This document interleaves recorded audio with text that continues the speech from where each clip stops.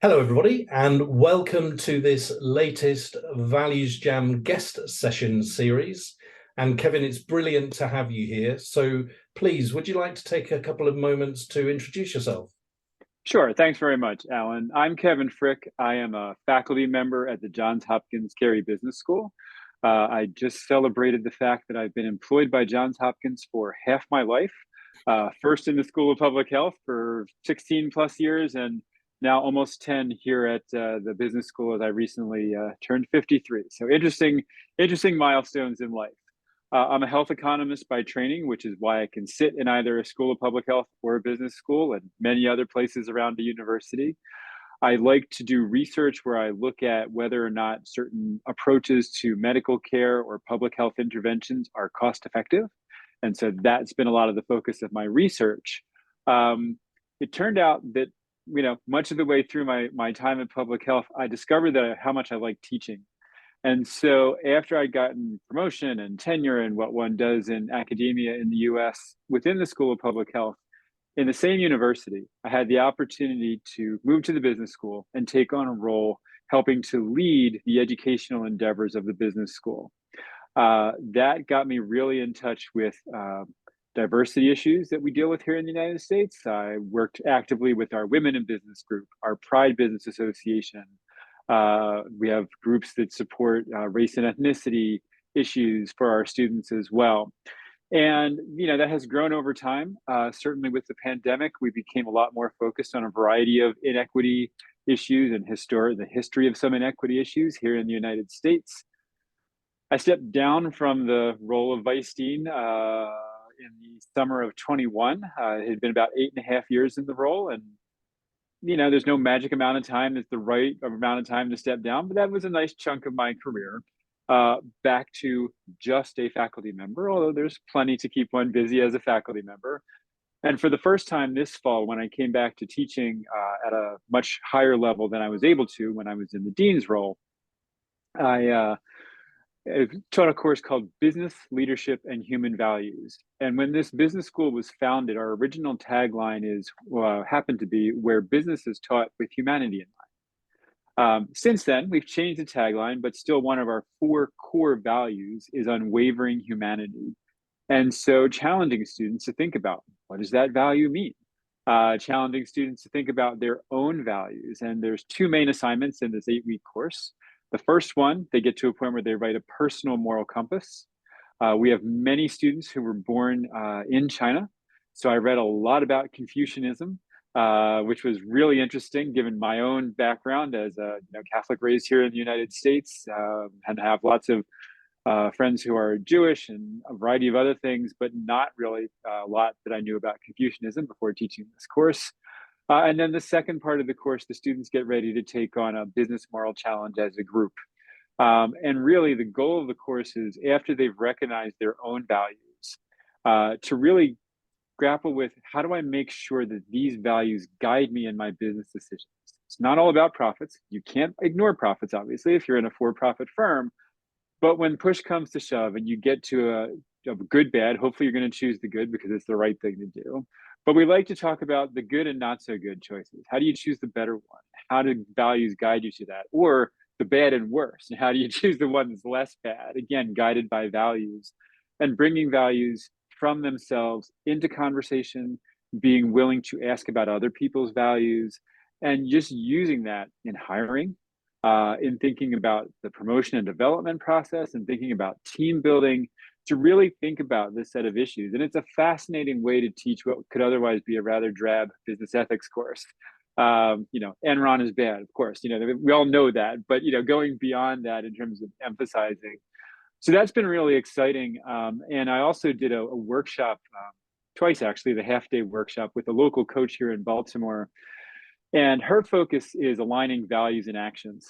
And so her half-day workshop was about looking back, what are your values and have you in the past aligned your values and actions?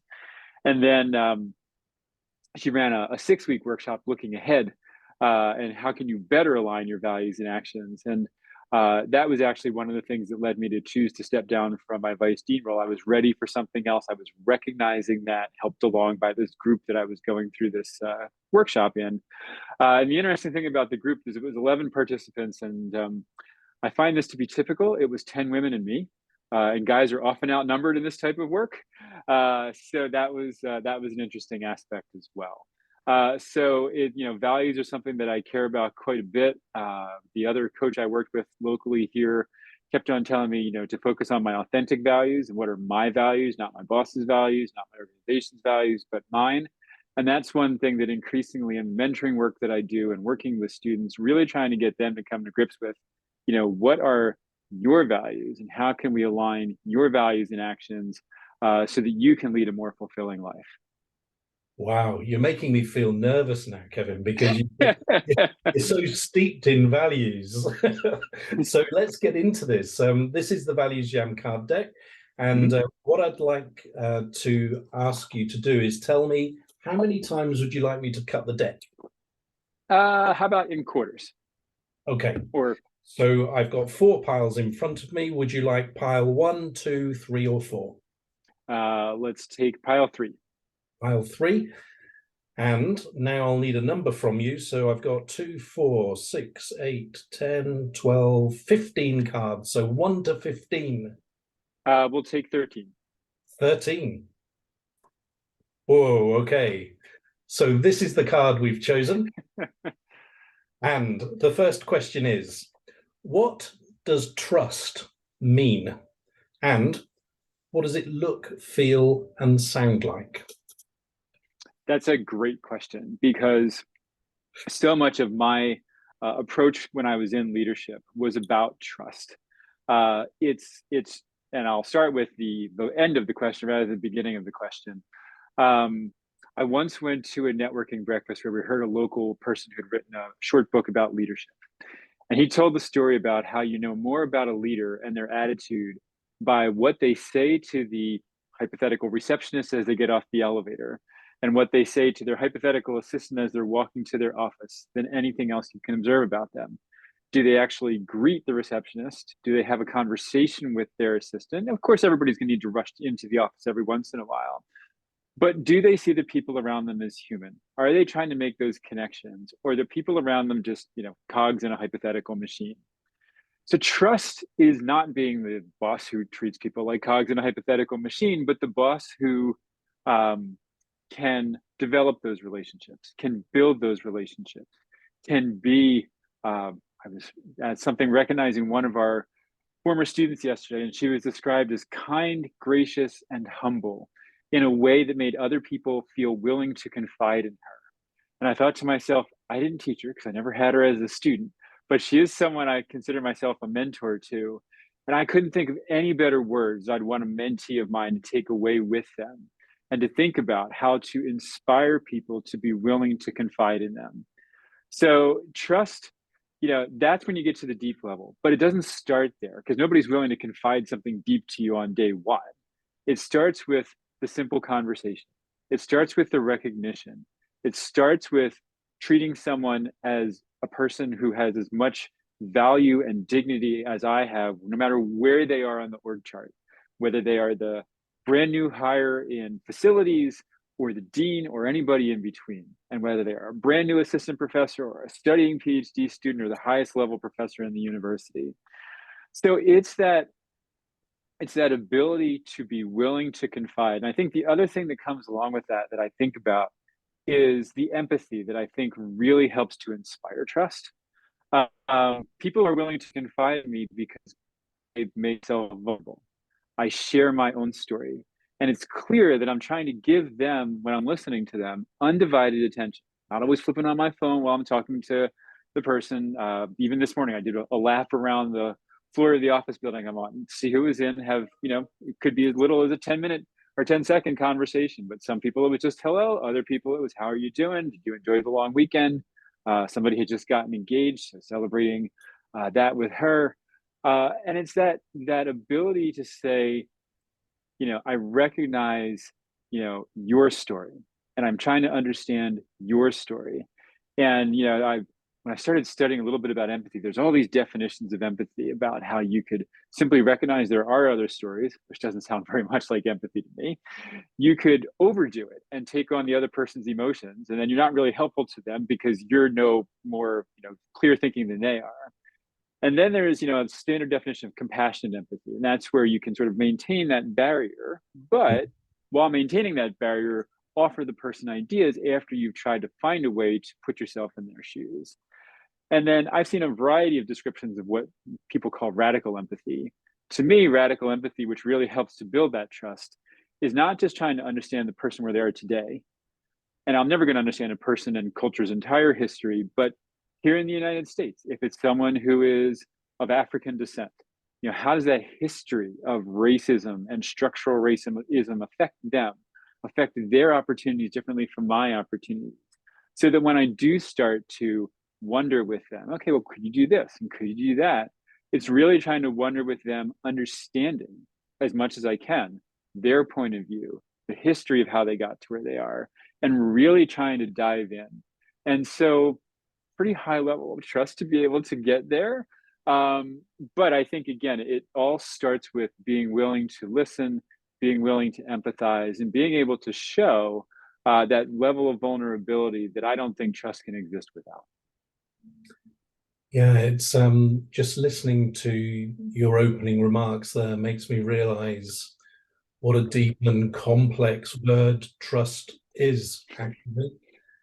And I got a couple of things to add to what you've said. And actually, the word confidence has jumped out at me because in two ways. So first, when you trust somebody, you're willing to confide in them. And somebody you trust gives you confidence. So the two different meanings of the word of confidence, which I hadn't really thought about until today. And something else around trust is, the phrase is you need to earn trust, right? Mm-hmm. That's commonly used. But in my life, I don't think I actually start there. I tend to start from a position of trust, whether it's been earned or not. And sometimes that goes wrong. Indeed. So I'll tell you the story. It was a guy, I worked in the commercial hospitality sector. And so this was a guy who worked in the bar in the kind of meeting room venue that I was responsible for. And he was a talented guy. I invested in his personal development. He eventually became the bar's manager. And then we discovered that he had been stealing from the establishment for the 7 years that he had been there. And I took this really personally because, I'd put so much into him, managed to get him promoted. And then it's like, why have you done? And, he didn't do it to me, but that was my version of, why have you done this to me? But then I caught myself and it was like, well, do you want to treat everybody as he is now? Or would you rather start from a position of trust, be disappointed occasionally, but reap the rewards of what comes back when people realize that you're placing trust in them? So there's something about that, your starting point as far as trust is concerned, being so important. And then just a couple of final things. One is reliability. So when you trust somebody, your expectation of them repeating that behavior over and over is pretty high. And when they fall short, there's a chink. And there is a temptation that, oh, can I trust this person anymore? You were late for the appointment. And it's, well, that's the first time I've been late in the decade that we've known each other. Yeah, but you might do it again. And then the final one I mentioned is motivation. So sometimes you get a situation where you start to trust somebody, but then it transpires that actually they have an ulterior motive for wanting you to have that trust in them. And then all of a sudden it's like, oh, where do we go from here? So how do I wrap that up? one, it's about where does it start? Two, it's about the challenge of maintaining the reliability so that trust can be maintained. And then three, there's the fragility of it on both sides for many different reasons. So complex, right? It is very complex. It's interesting thinking about some of your observations and to think about. I tend to associate people who, have trust as the default where it is to be lost as having much more of a growth mindset. And, if the default is I'm not going to trust you and you have to earn it, is much more of a zero-sum game in Yeah. life mindset. And, I'm not an eternal optimist, although some people would say I am. But I am definitely somebody who has a growth mindset. Like, if my share of the pie goes down, but the pie is big enough that even though now I only have 8% of the pie rather than 10% pie, I still have more pie, that's fine with me. And it's interesting to look at the psychological studies. As an economist, we always teach people it's absolute amounts that matter. But in fact, for many people, it's relative amounts that matter. Yeah. And, how do you get to that point where instead of being the one to always compare myself, being the one to say, well, you got that and I only got this, so I want to have what you have and I'm going to, go after that. And that's not an environment for building trust. An environment for building trust, I find, is one where we all are looking for success. And what can we do together? Maybe we have to rearrange things along the way. Maybe we have to reconsider things along the way. But we're all aiming for personal success and success of the organization. And how can we make that work together?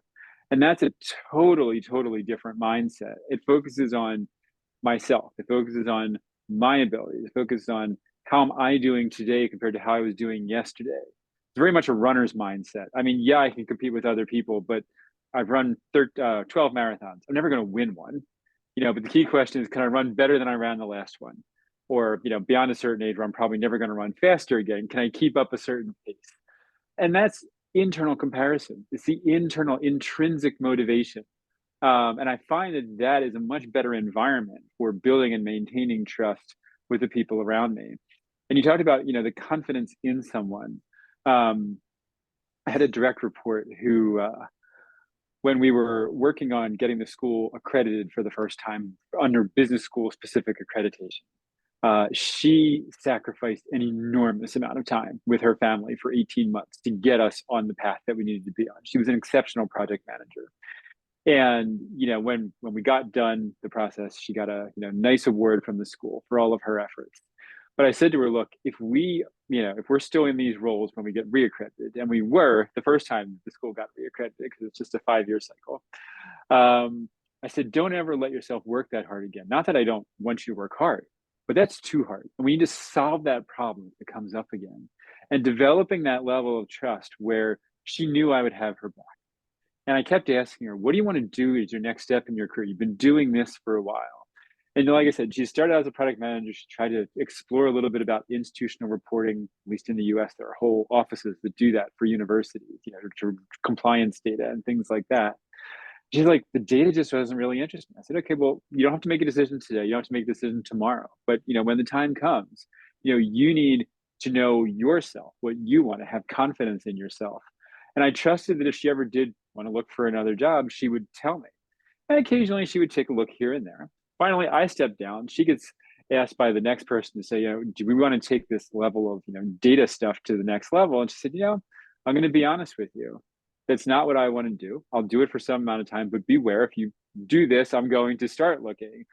Could we arrange something to have that product management? So that trust that I developed with her, when she moved on to her next supervisor, she was then able to be confident because of that trust and all the discussions we'd had and all of the, what do I want to do? What do you want to do? How are we going to arrange these things? So that she could finally say, this is not the next step for me. Help me figure it out to the next supervisor, and expect the same level of trust with that person. And she was somebody, again, who by default would give trust, assuming you could lose it rather than force it to be gained. And it just creates so many more opportunities for people to grow together, evolve together, expand the range of what they're doing together to make their whole organization better off. Yeah, and you've touched on two two areas there that I'd like to explore a little bit further. So you've talked about the external environment, and you talked about, what is conducive to creating trust. But the reality of life is that in many situations, our external resources are finite. And so we're in a situation where I'm reminded of the game musical chairs, right? Where one person is going to lose out. And it's the same in an organization. Only one person's going to get the promotion. So there's a lot happening in our external environment that is about finite resource and stuff that is not actually going to cultivate trust. So that's the first one, is the external environment.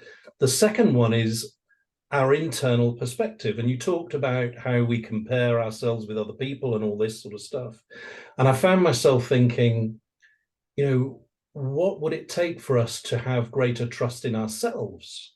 Where, it's I'm here, that person is there, but that's not going to bother me because I trust that where I am is good enough. And like you're saying with your marathon running.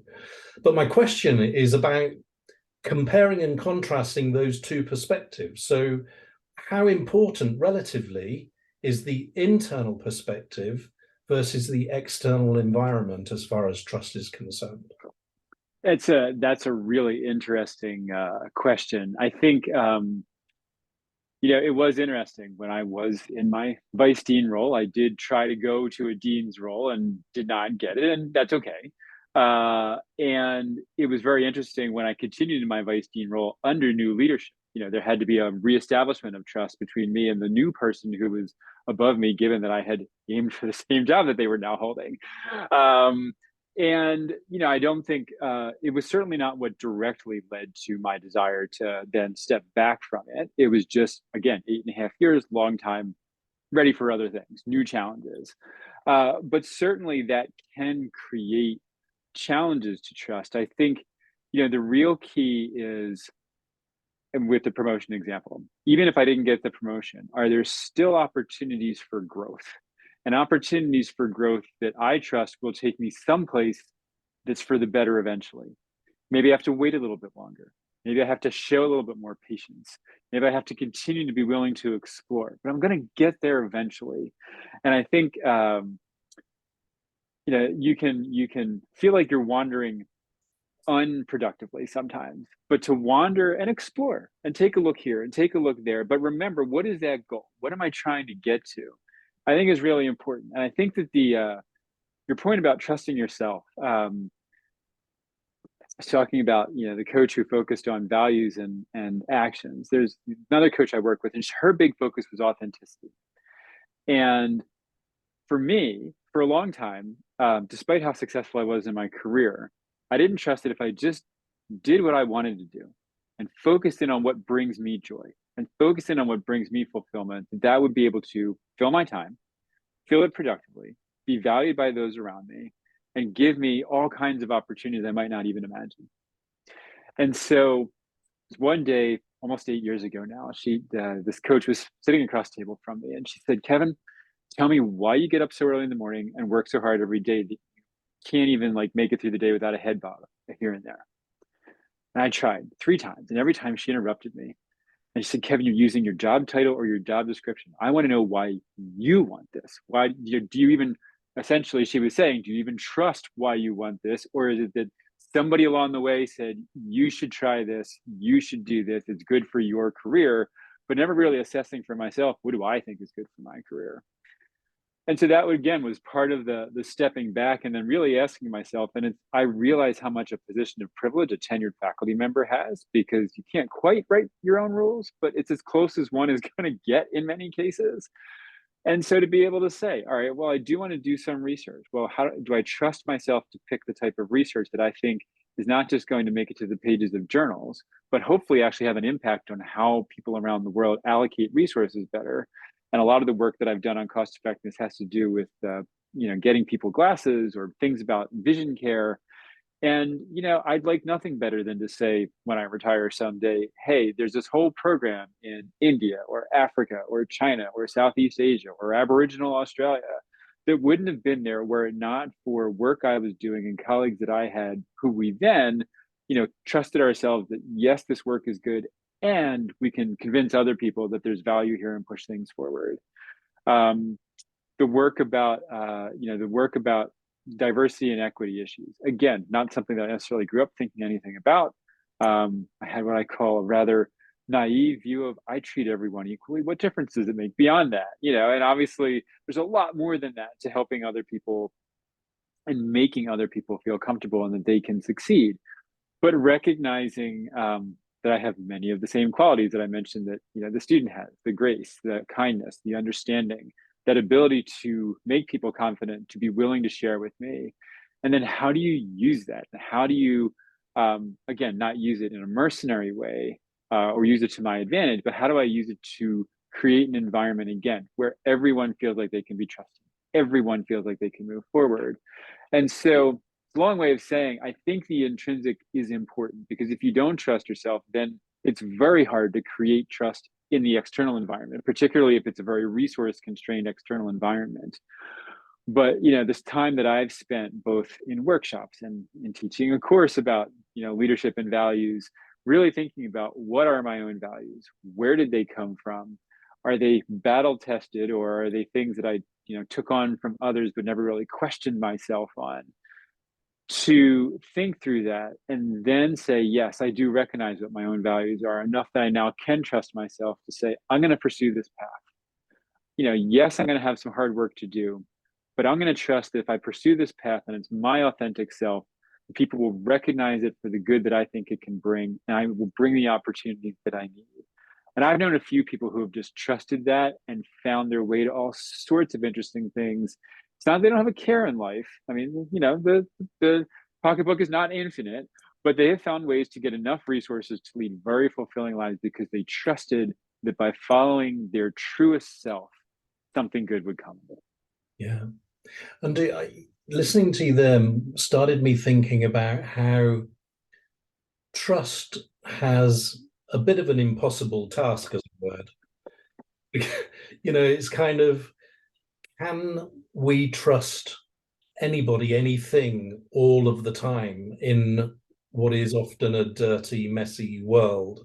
And do we kind of over egg the word a lot of the time and make it kind of set up to fail, actually, rather than be a bit more realistic about it? I draw a parallel with the whole world of values, actually, because a lot of the people that operate in this space seem to make out that the world of values is like this rose garden, this panacea of beauty. And I take the opposite view, actually. I think of values as being just a really practical way to help you navigate through an often shitty world, rather than that glorified thing. But it just made me wonder about trust. Do we put it on too much of a pedestal, actually? I think it's one of those things where I think it's aspirational. It's aspirational that we should always be able to trust someone, but we Yeah. realize, as you had a couple of examples, in the real world, the person is going to be late, is going to fail to get something done, is going to have something that triggers, oh, that's a problem. And it's interesting. Somebody talked about research on first impressions. And it's much easier to make a first impression that you're not trustable than that you are, just given our human nature. Again, unless the person that you're working with on the other side is someone who is inclined to trust you in the first place. Yeah. But it takes much less to show that you are not competent or that you are not trustable than to show that you are competent or are trustable. So like one thing can knock a person's impression of you to the bad side for competence or trustworthiness. Whereas it can take multiple times of showing, yes, you can trust me. Yes, I am competent. Yes, you can trust me. Yes, I am competent. And so again, I think it does come back to how we perceive things to begin with. And I think part of that is just unfortunately, there's some nature and there's some nurture, and not everybody is born inherently trusting other people. But I think an interesting exercise, particularly a trust building exercise within a team, is to at least say, okay, let's stop. Has anyone on this team ever given you reason to believe you shouldn't trust them? And there may be a situation here and there. Obviously, you have to work through that. But when you point out to people on net, most people are in fact trustable most of the time. Yeah. And can you then use that along with other motivations to change their behavior? Although I think you always need the other motivations, because there's an increasing amount of research that says information alone is not enough to change behavior. So you could point out the fact that yes, 90% of the time, 90% of the people, or whatever the numbers might be, are completely trustable people. And you can see that objectively. But just because that's the case, that doesn't necessarily mean you're going to change from somebody who's inherently, you've got to earn my trust, to inherently, I'm going to give you my trust. Suddenly, like that. It's a practice. And I like that word. Not only would you have to practice it, but it is a practice in the way that you live your life. It's my practice to put trust in people. And when I say it's my practice rather than just my behavior, it's a reminder to me I have to keep on practicing that, because I can slip up. There are some people every once in a while who it's like, why would I trust you? And I even have to ask myself, why am I giving this person any less trust than I would give this other person? Is it something that they said? Is it something that they did? And hold myself to the same standards that I hold others to. You're making me smile because we don't know each other at all, really, and you've started to use the word practice, and these books here. These books are about an approach that helps you translate your stated values and turn them into observable, concrete behaviors, which you then consciously practice. And I do believe that that's the only way that you can hope to even touch being any good at this, because we live in such a dynamic, busy world full of distraction and pulls and pushes that if you're not focused on the practice, you'll get ripped to pieces. You're everywhere. So let's move on to another question then. And we've talked a lot about trust in a very positive way. So let's ask the question, where have you noticed a lack of trust? That's interesting. I mean, on the one hand, there are certain times in the workplace when higher leadership has inspired lots of trust and inspired people to work together in ways that would not work without trust. And yet, there have been leaders who I've worked for where people would say, but is it just show? Is it, what's their underlying motivation? Is there an ulterior motive? Or yeah, I can trust them sometimes, but there's these other times they say these things that just don't help me to get past that situation. So there's that. And I think, in the United States, the biggest thing in politics these days, there's no trust whatsoever of the other side. And of course, even the other side in the United States, compared to some cultures historically, we're still this close, whereas other cultures have been way further apart. But, that ability to say to someone, you voted for this person, why should I trust you? It used to be we're all going to vote for who we're going to vote for, but at the end of the day, we all believe that there is a path. You might want to go a little bit more this way. We want to go a little bit more this way, but there's this path that we're all sort of generally following. It's success for ourselves, success for our families, and success for our country. And these days, you don't get that at all. Again, within group, you do. Within tribes, we talk about how people are sorting themselves more and more by what section of the country they're moving to, what section of the city they're moving to, all these sorts of things where people want to associate with people that they feel they can trust, but they're starting to sort people into people they feel they can trust and people they can't feel they can trust. And maybe at one time that would have been based on race or ethnicity or even gender. And now it's just based on who you're voting for. And that's no better way to sort people by trustworthiness than anything in the past has been. And but I think that it's because one of the things about trust is that sense that this other person would have your back. And given some of the again, we're recognizing that we're not as far apart as people in other cultures may have been, but sometimes I feel like we're more and more diametrically opposed in ways that we would solve a given problem and unable to be, going back to my original comment, empathetic, see things from the other person's point of view. And so when we have this, situation where leaders at the top have created an environment where they talk about it as us and them rather than we're all Americans, where they talk about it as, you know, we want this and they want that, and we don't see eye to eye, and so we're going to do things this way, as opposed to looking for something in the middle. I think those are some of the biggest examples, these days. And obviously, there are examples of loss of trust as well. But I think that the biggest thing is just right now, people giving each other the side eye sometimes because of something they said politically or some other view that they have that, for a long time in the United States, people were willing to see gray. And more, we simply see things as black and white. And, there's very little in life that, other than maybe don't harm other humans, that I see as truly black and white.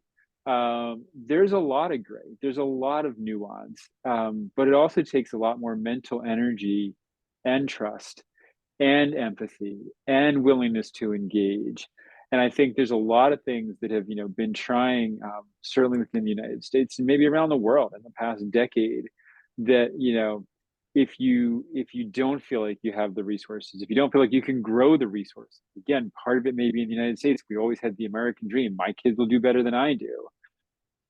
I look at my kids, I'm like, I was lucky enough, given, my career, to make more money than I ever would have dreamt of. Not, not rich, rich, but more than I would have dreamt of, given what my parents were making. I don't think my kids are going to out earn me. Maybe they will, but I don't have that expectation. They could be happier than I am. And Yeah, that's actually the more important thing. yeah. And so again, it's what do we see as what we're aiming for?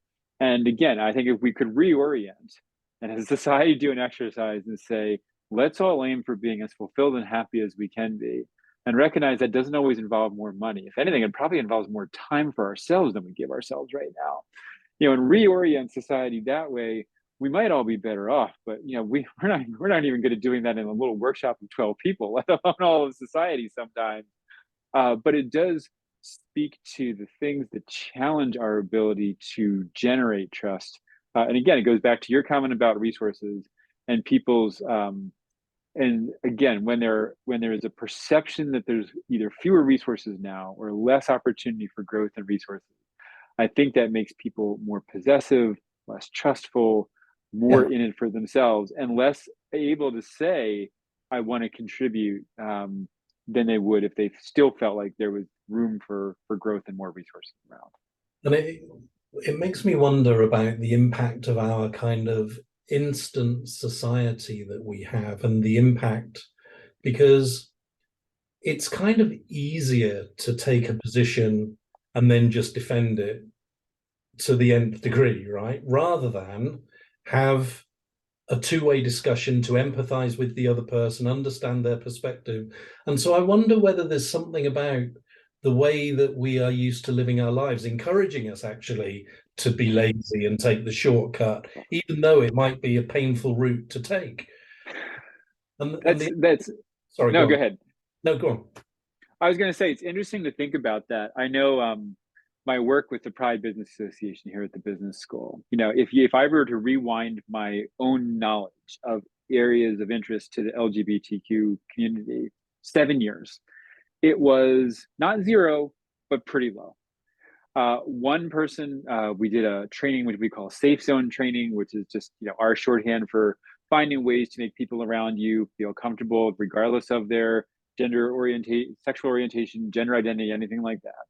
And then somebody handed me this book called Tomorrow Will Be Different, written by a transgender woman, who had actually worked for now President Biden when he was senator, and their autobiographical experience. And reading this 280-page book or whatever it was, it's not quick. 280 pages doesn't go by quickly. I'm not even a particularly fast reader, but it began to, fill in gaps in my knowledge. Like, what are even the issues? How do you worry? And taking that time that we so rarely give ourselves, that we don't feel well like we have. We feel like everything is a rush. Um, everything has to be decided within the 30-minute sitcom or the 60-minute drama show on television. And everything can be resolved that quickly. Well, most things in life can't be resolved that quickly. There's plenty in life that takes years or even generations sometimes to resolve, of people working together and working at things. And so, an even better example would be even just the first time I met with students from our Pride Business Association, and they said, there's some things that are making us uncomfortable, and I didn't even know the right questions to ask them. And so, second time I met with them, they said, well, there's nobody who's inherently homophobic in the community in the school, but everything is just so heteronormative. And I said, okay, well, explain that to me a little bit more. Take the time, give me some examples of that. And the quintessential example they gave was, every time one of the students says they're going to go to a wedding this weekend, the professor asked a question about, the spouse to be, assuming it's a heterosexual marriage. Yeah. This is 2020. This is 2018. Why are we still assuming that? I'm like, okay, that's a reasonable thing. That's easy, in the bigger scheme of things, to take on. But it's that little willingness to just take the extra question, entertain a little bit more, be patient with someone who wants to tell their story but isn't willing to tell it the first time. And you need to create a second opportunity. You need to create a third opportunity and build the trust and the safe space for someone to do that. And I think that, in our lives where we want everything, the 5-minute segment, the soundbite, the short story, what am I willing to pay attention to, versus I'm willing to give time to read the book, have the conversation, even more importantly, have the uninterrupted conversation. I'm somebody who is an avid, not surprisingly with my marathon comment earlier, avid runner.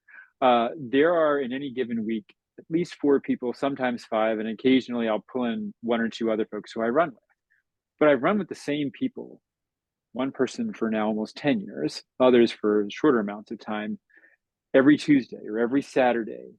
And when you run, I jokingly say it's one of the few times when you truly do have an uninterrupted conversation, because nobody's on their phone while you're running. You got to pay attention to where you're running.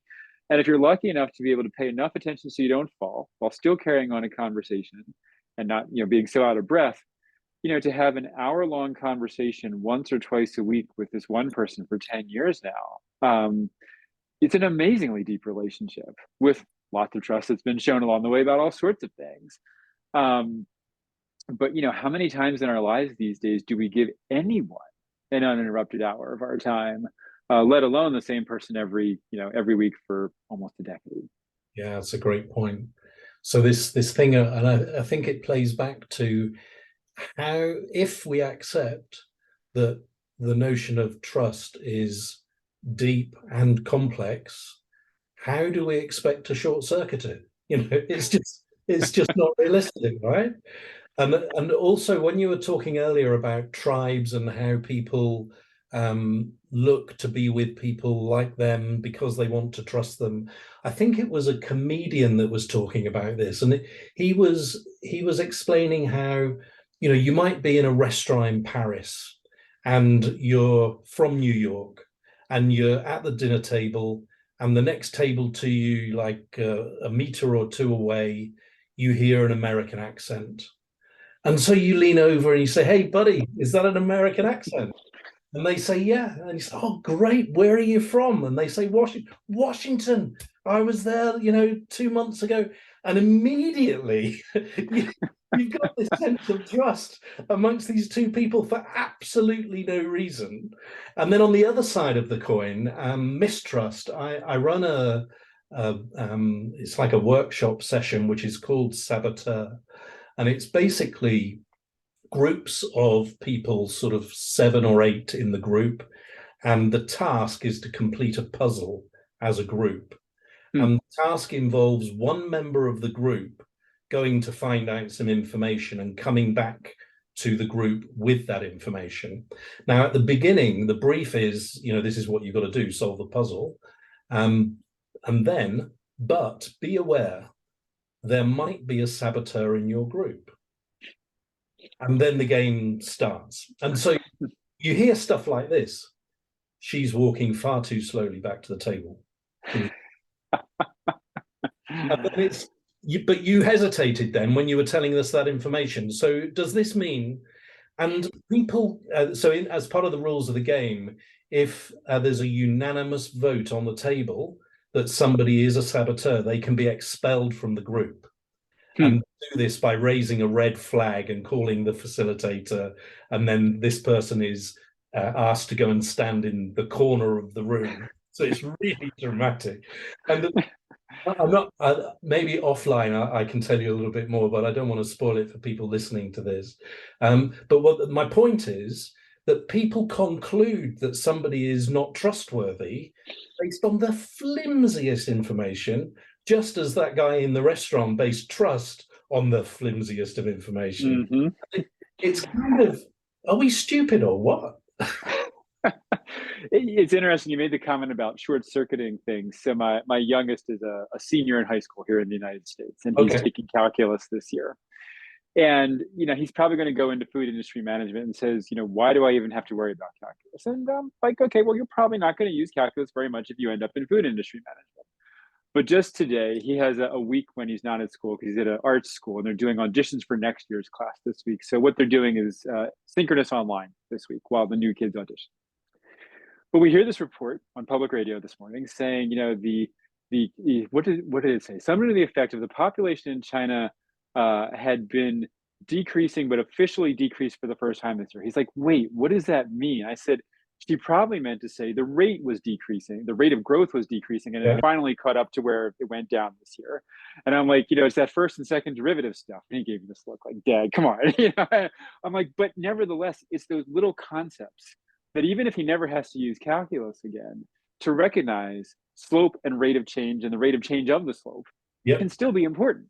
And so I think with trust, you could teach an entire college level class on trust and ethics and just have that as a focus. Not everybody needs that, but maybe what do we do need? You can't, and it's like with engineering, not everybody knows how to build the next the next circuit board with nanometer level imprints on the circuit board, but we do need to understand a few things about them so that we can use them, or the devices that they power.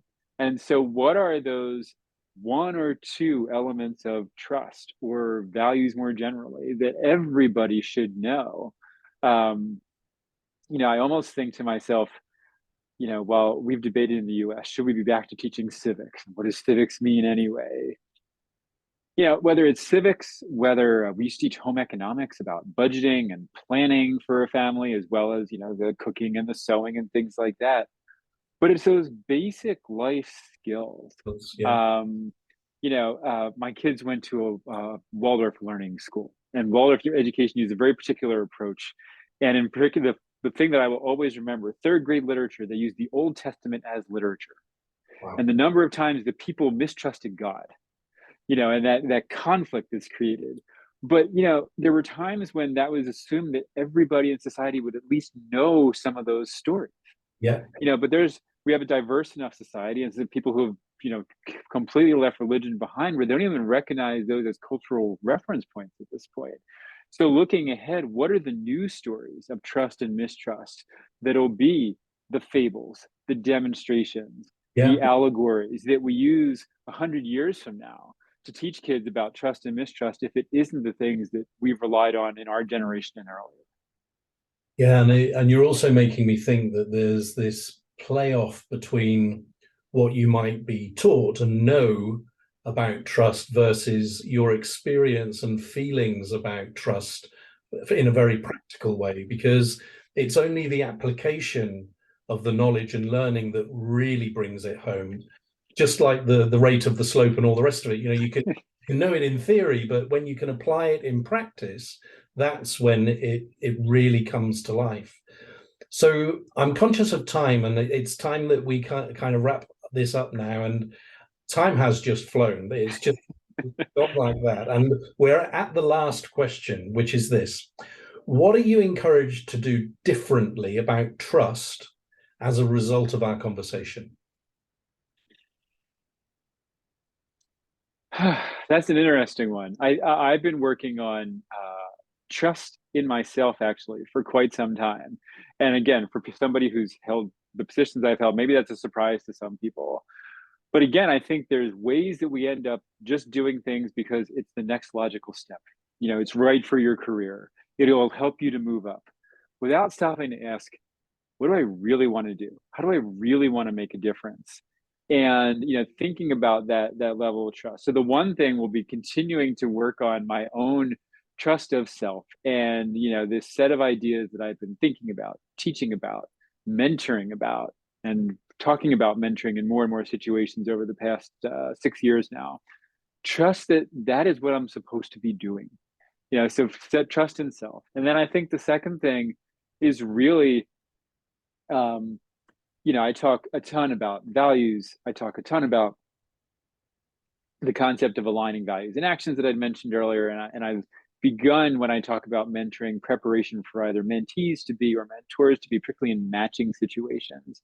I say, think about your values and your actions and your, personal mission statement, if you have one, and your roles in life, and how do you balance those? And I like to take a very holistic approach to mentoring, where one of the biggest things is the people who are doing the mentoring should struggle and grapple with, how have I overcome misalignment between these things, and how can I help the person I'm trying to mentor work toward aligning it for themselves. And I like to say the rest of things will fall into place. But that really takes building up a level of trust. And I've never used trust explicitly when I talk about this. And I think that finding ways to work it in more explicitly, to emphasize mentoring only works when you have that trust. And the closer you can move toward granting that trust with necessary grace for mistakes that might be made, but granting that trust as the default, you're going to have a much more productive mentoring relationship than if the trust is only a secondary consideration that the two sides of the mentoring relationship feel have to be earned. So if that's what you're encouraged to do differently, when is going to be the first opportunity that you might be able to take your first step? Actually, I'm giving a talk about mentoring next Thursday. Okay, so trust is... Yep, so it'll be a new item that I add to my list of a well-tested presentation, but there's always room for improvement. Okay, great. And mine is, it's focused on trusting in the views of others. So recently I've started to realize that over time, and still now, I tend to look for opinions and views that are similar to mine. And it came home to me the other day when I had a conversation about the law of attraction, and I've never warmed to a lot of what is written about law of attraction, because in a nutshell, it seems to me that a lot of it is kind of, yes, say it will happen and it will happen. And I just don't get that. However, in this conversation, I also said to this person, at the same time, I strongly believe that things happen that we just can't understand or explain. And I'm comfortable with that. The way I deal with that is like, I don't need to understand it. It's just happened. But on another call, somebody had recommended a book about the law of attraction. And I was just making notes. So I'd made a note of this. And afterwards, when I was reading my notes, I found myself just glossing over that. And then I went back, and I've decided that I'm going to buy it. I'm going to flick through it, because I really want to have a better understanding of something that I don't necessarily agree with, rather than block it out. So it's this, I'm not sure that it is that closely related, but it's about trusting in the opinion or the value of the opinion of others. So, Kevin, it's been a blast, and you are a natural values jammer, I have to say. So, well, I do appreciate that. Thank you so much for your time today, and you enjoy the rest of your day. Thank you. You too.